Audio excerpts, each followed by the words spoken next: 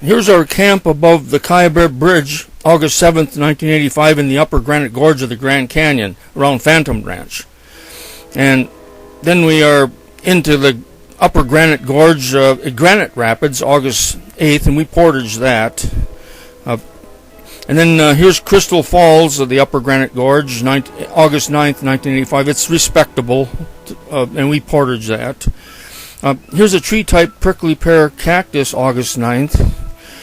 And here's Colorado sculptured granite, August 10th, sandblasted. And here's above Bass Rapid in the Precambrian, August 10th.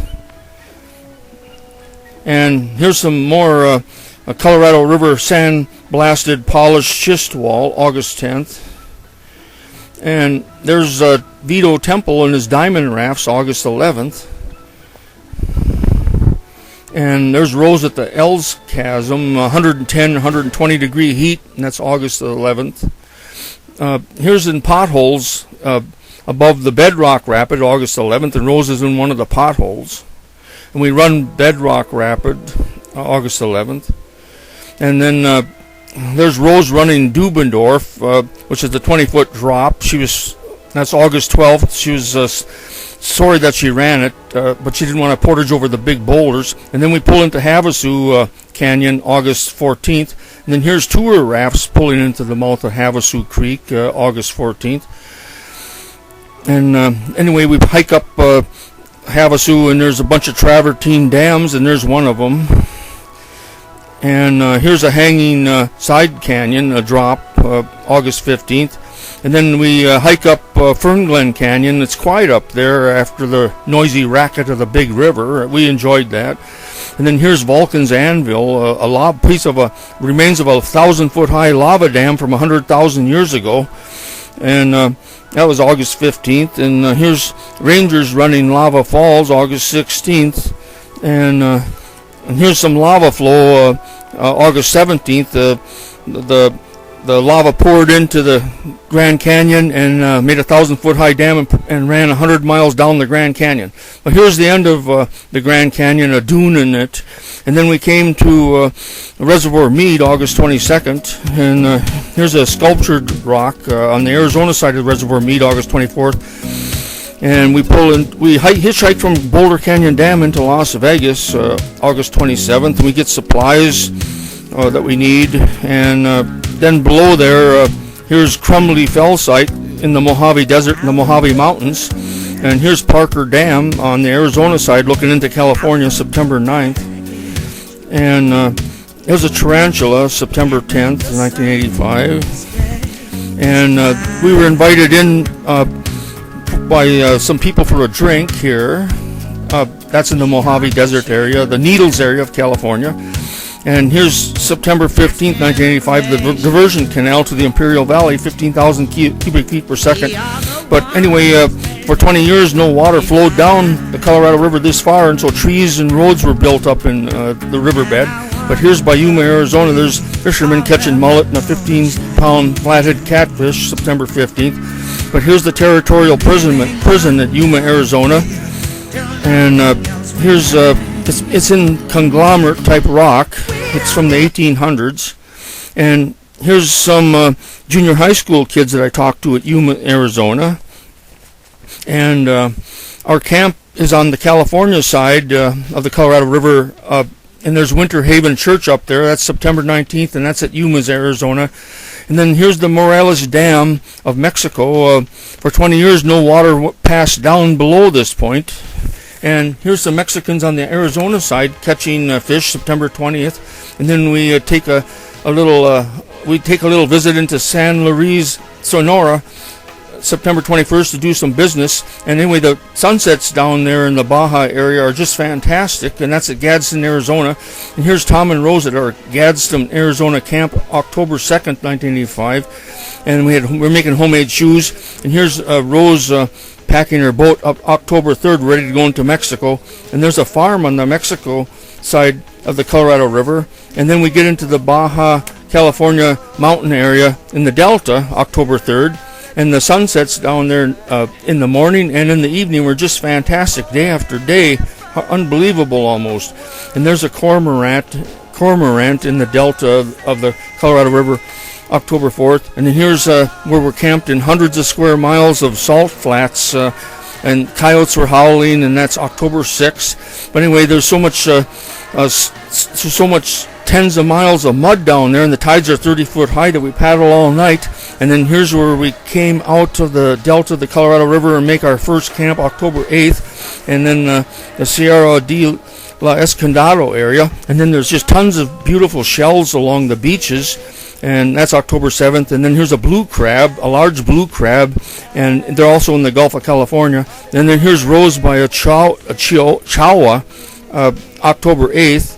And then firewood is scarce in the Gulf of California area, so we're carrying firewood, and that's why the Point de San Felipe area, October 8th, and there's Point de San Felipe area, October 9th, 1985. And then here's our camp beyond San Felipe, October 10th. And then there's a Chubasco, a severe little thunderstorm in the Gulf of California area, October 10th. And there's a jelly bell, a type of jellyfish from the Gulf of California. And then there's rose by a large sorrow cactus, October 11th. And here we are at Mesquite Dry Wash in Baja, October 11th. And there's fish we were catching from shore, casting out October 12th, corbina and triggerfish. Here's a camp October 13th, and the coyotes ran off with our camp pots at night. They're pretty bold down there. But here at low tide, there's octopus hunters out there in the rocks. October 13th, good to eat. And here's a small cove October 13th, and we're embarking from it. So we stopped to land. And then here we are at Portocitos, Baja, October 13th. And there's a felsite tide rocks warm pool at Portocitos, October 15th. A nice place to take a bath. And then south of Portocitos, there's mountains. A mountain I climbed, like a volcano, October 16th. And that's a view looking south from the top of the summit. And then here's Baja Slump Fault Zone, October 16th. And then we come to where there's Americans with a cottage along the Gulf of California, October 17th, and there's a bird island offshore. A lot of Americans have cottages down in Baja. Anyway, there's Baja View, October 17th, and there's views south in the southern part of the Gulf of California, October 17th. And then here we had coyotes run off with our stuff at camp October 18th here too. But here's a sample October 19th of Sea of Cortez fish, which are good to eat, most of them. And there's a needlefish there as well, October 20th. And then we come to the Canal de Ballenas, or the Whale Channel, and there's sleeping sea lions, October 21st. They're floating around. And there's a sleeping sea lion along the shore rock. And there's Tilted Cliffs, October 21st, 1985. And anyway, there's some chambered cliffs along the Baja, the Canal de Ballenas, the Whale Channel, October 21st. Then we come upon a gray whale skeleton, October 21st. And they go to Alaska in the summer, and they winter in the Baja in the winter. And here's lenticular clouds, October 21st. And here's some views above Campo Triani, October 22nd. Very scenic area. And then we come to where there's a fish camp that's not being occupied at the moment. And Rose has a single valve shell. And there's Ocotillo Shelter, October 23rd. And here's along the Canal de Ballenas, Baja Sorrow Cactus. And then we get to Bahia de Los Angeles, and that was the police station, October 24th. And then I climb up on a hill and then look east, and anyway, there's Tiburon Island, 65 miles off, and that's October 24th. And then here's October 25th, there's Archina Tourists at Bahia de Los Angeles, and there's an owl up there on that rock. And then south of there, there's a hammerhead shark, it was a 12-foot mummified skin, and that's along Guardian Angel Island, October 27th. But there's a flabby fish with teeth that can crush your treble hook, and the liver is poisonous. It could kill you. And anyway, there's a triple arch there, and then there's another arch that we see October 27th. And anyway, there's boulders that the Gulf of California storms have piled up, a multicolored felsite October 27th, and then we get to the lagoon at Point San Francisquita October 29th. Anyway, there's a bunch of fishermen there, and they catch tons of stingrays, and they're cleaning them, muy bueno. And then we paddle out to Isla San Lorenzo, 15 miles offshore, October 31st on Halloween. And then we get windbound there on that desert island. That's November 2nd, and then there's a elephant tree that's November 1st, 1985, and then casting out into the large surf, I would catch a bunch of triggerfish, which are good to eat. That was November 2nd, and then we can't be stranded out there, so late in the day we paddle out to Isla Estaban, 15 miles away out into terrible tides, terrible riptide that washed us miles off course, and we ended up landing on Isla Estaban in the dark, and we heard weird sounds from all the sea lions and the seals. Late in the day, November 3rd, Rose and I paddled our kayaks 15 miles from Isla San Lorenzo to Isla Estaban. Powerful tides washed us miles off course, and we ended up coming to the island in the dark. And there's a seal rookery and a sea lion rookery. We heard all these weird sounds. Anyway, the next day we paddled from Isla San Lorenzo, November 4th, to Tiburon Island, the 7 miles. And then this is in the morning on Tiburon Island, Shark Island it's called, November 5th. It's a large island. And anyway, Isla San Esteban is to the west there from this shore of Tiburon Island, and there's a cactus bird island just offshore of Tiburon Island, November 5th. There's an Oregon pipe cactus, November 7th, and there's a slope east side of the Canal de Inferno, which is November 7th. The tides are just fierce in there. It's only a mile wide, though. Anyway, this is a slope the east side of Canal de Inferno, showing cholla cactus, and there's a lot of corbina we were catching quickly, very good to eat, and aggressive fish. That's November 7th. And then this is at Bahia Kino, November 8th, and this is Pelican Island offshore where we went to camp. But these kids here at Bahia Kino are selling ironwood or mesquite carvings, and then Pelican Island is just offshore. But here's more ironwood carvings for sale in Bahia Kino. And then here's a shop in Bahia Kino, and that man with the hat, he's a Serre Indian. And then we come to a cactus forest. This is November 10th, and we stop to look at the sorrel cactus forest, and here's a huge sorrel cactus, November 6th. November 11th. They only grow 6 inches in 10 years. And here's a Laguna Tostados Pueblo, November 14th, and then there's the estuary, very pretty in there. And this is at Scorpion Camp, further to the south, November 14th. We stop into this small village, get drinking water out of barrels, clean drinking water. And this is a highly faulted felsite along north of Puente San Pedro. And here's highly faulted felsite types of lava, November 15th, and then we come upon the Julio Caesar that has been out shrimping all night, and they give us 10 kilograms of shrimp tails. But here's Puente San Pedro, Sonora, November 16th, and the shrimp fleet is in there waiting for night. And here's Palm Camp, November 17th. We had a bunch of palm trees to camp among. And here's a blowfish that's injured. We get to look at one close. That's November 17th. And there's a large barrel cactus, November 17th. And then we're coming towards Guaymas, Sonora, and there's rugged felsite walls, and we see large shrimp in the clear water. And there's a seabird island where we're camping near Guaymas, November 18th. And there's our bird island, and there's an arch I'm on top of over there. And then here's Bonita, tuna, small tuna, and there's mackerel. That's west of Guaymas, November 18th. And then there's a large felsite sea arch, November 18th.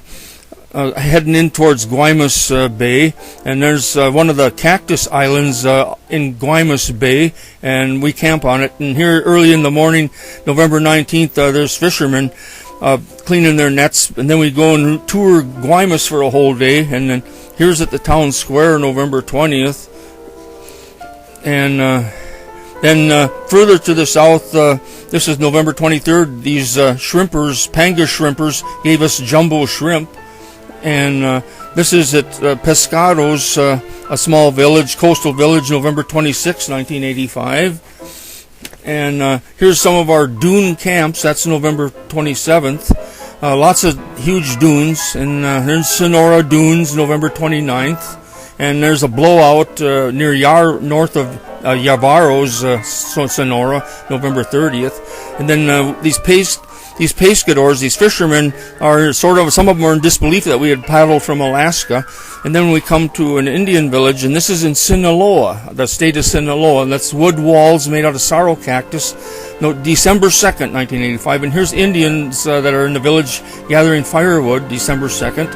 And anyway, there's rough down there, and a large wave took Rose over, and here we are at a camp where December 4th, we're trying to dry out our gear, and as we're spending a couple of days drying our stuff, there's a hunter fisherman, Alberta, gave us a pargo fish, December 5th, and then we take off into the estuaries, which are miles and miles of shallows, and we had a cook Roman gave us some soup December 7th at this camp, and then here's one of the shallow estuaries. Alberta gave us a sketch map to find our way through these estuaries. That was December 7th, and this is December 9th. We're going through the mangoes from one estuary lake to another.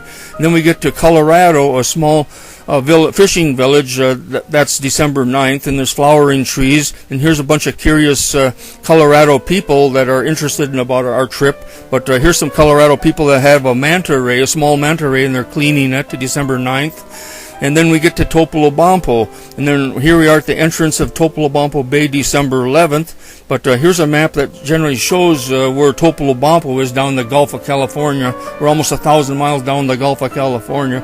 And here's Topolobampo, Sinaloa, on top of a hill, and the big cathedral's up on the very top of the hill.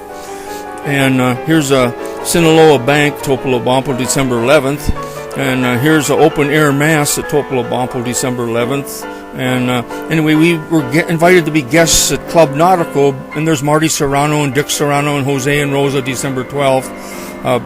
And then in Las Mochis, nearby, about 20 miles away, here's Rafael Soto Betancourt, Las Mochis, and then he's living in the mansion here, and he had us live in the mansion for a couple nights.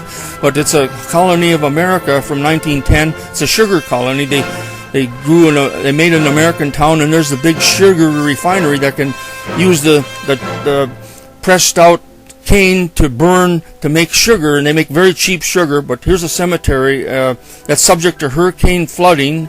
That's by Topolobampo.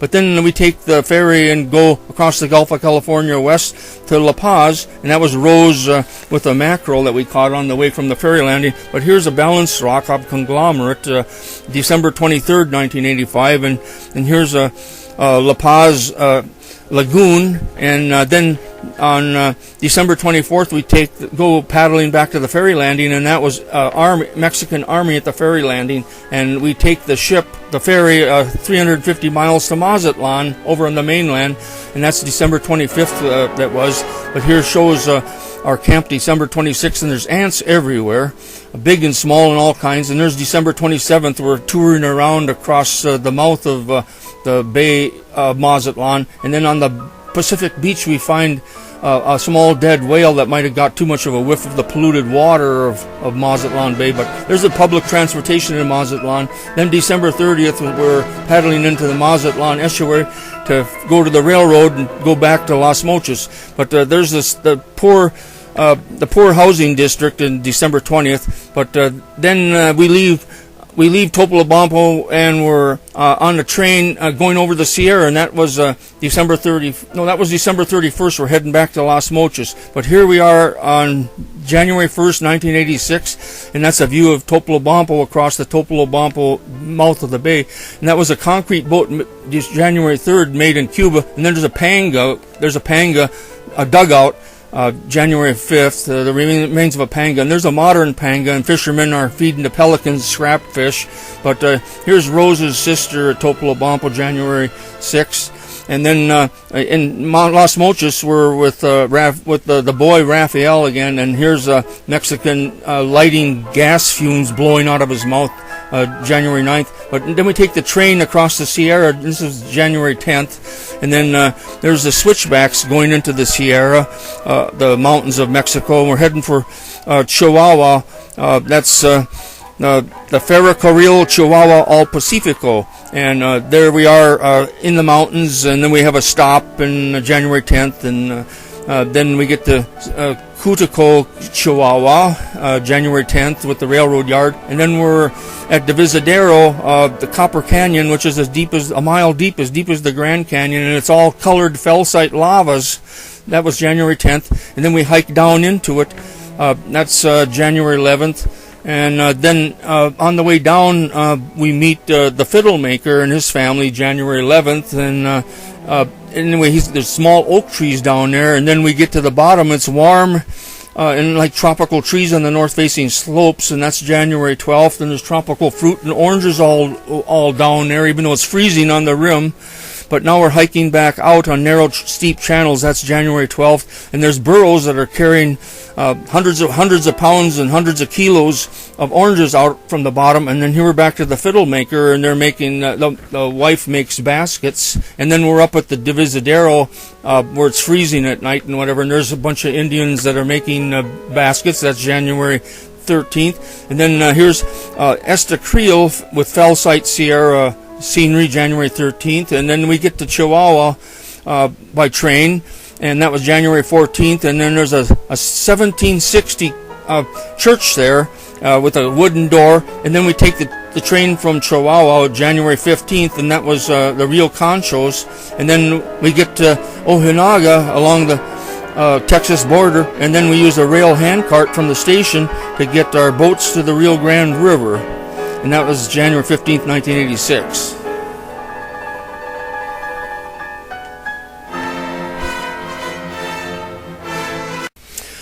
There's Rose in her kayak on the Rio Grande River. This is looking from a Mexican outhouse on the Chihuahua side to the Texas side. We had come from the Pacific by train over the Sierras to Ojinaga and Del Rio, Texas. And now we're going down the Rio Grande. This is the Hoodoos area of Tamalsi Canyon, January 20th. And then we get to the Balanced Rock of the Hoodoos of Texas side, January 20th. And this is in felsite types of lava mostly. There's Badlands on the Chihuahua side and Rose at Camp, January 22nd. And then here's the Sill Butte with dark felsite lava, January 24th, 1986. And then we're into Santa Elena Canyon. This is our camp on the Texas side, January 25th. Mexico's on the other side. This is in the Big Bend area of Texas. Here's going down the spectacular narrows of Santa Elena Canyon, January 25th. And then there's a chamber cave up there on the Mexican side. And we come out of Santa Elena Canyon, and now here's January 26th at our camp, and we're heading for Marisco Canyon. There's Rose on the Mexican side sorting out gear, January 26th. And then this is entering Marisco Canyon I'm on the Mexican side, January 26th. And this is Rose running chutes between fallen blocks, January 27th. And we come to there's a hot springs area, January 28th, and we're heading downriver. Very spectacular everywhere. And there's a Mexican hot bath house over across the river. That's January 29th. And we're in Boquillas Canyon, and there's a cave, January 29th. And this is January 30th above our camp, and there's a stone rabbit above our camp. And now we're in the La Linda area of Texas above Regan Canyon, January 30th. And this is in Regan Canyon, January 31st after a night of light frost. And we get out of the narrower part of Regan Canyon. There's Open Valley and Buttes, January 31st. And we're running over Limestone Riffle Ledge there, January 31st. This is Regan Canyon, February 1st, 1986. And there's several warm springs in the area, and here we are, February 1st. We're at taking a bath in a warm spring, and this is in Big Bend National Park. There's an osprey, February 1st, and this is after portaging a rapid. I'm packing up gear, and this is the Rio Grande from the Mexican side, February 2nd, and there's a bedrock ledge rapid, February 2nd. And here's Castle Cliffs on the Mexican side, February 8th, 1986. And here's Fluted Sandstone Cliffs around Burroughs Bluff area, February 7th, 1986. Here's Vase-like Pinnacles on the Mexican side, February 8th. And then we're getting out of the steep cliff area, and here's in Coahuila, Eagle Pass area, Texas, February 22nd, 1986. There's above Eagle Pass, Rose was going, and here's where the Mexicans, immigrants, have a tight rope all the way across the river. February 22nd, the illegals are coming across. There's Piedra Negra side, February 23rd, and there's Riffles. There's Rippled Sandstone on the Mexican side, February 24th, at the Bristol Ranch area. Here's where we came to smugglers that were taking tons of stuff across the river, February 25th, and then right below where they were smuggling, here's a bloated body in the river below a Cane Isle Rapids. And here's sandstone ledges on the Coahuila side, Mexican side, February 25th. Here's a fern cliff on the Mexican side above Laredo, Texas, February 25th. Here's